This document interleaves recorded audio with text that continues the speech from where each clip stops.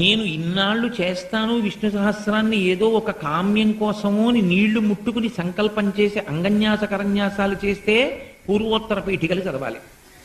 ఏదో నేను ఒక్కరోజు కూర్చుని సాయంకాలం ఖాళీగా ఉంది కాసేపు విష్ణు సహస్రం చదువుకుంటాను అని అనుకున్నాడు అనుకోండి, అప్పుడు అసలు అంగన్యాస కరన్యాసాలు కానీ పూర్వోత్తర పీఠికలు కూడా చదవక్కర్లేదు. ఆంధ్రదేశంలో విష్ణు సహస్రనామ స్తోత్రానికి అంత ప్రచారం తీసుకొచ్చిన మహాపురుషులు ఒక ఆయన ఉన్నారు.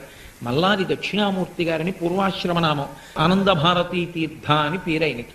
వారు విష్ణు సహస్రనామ స్తోత్రానికి విశేషమైనటువంటి ప్రాముఖ్యత ఇచ్చారు, చాలా గొప్ప పరిశోధన చేశారు.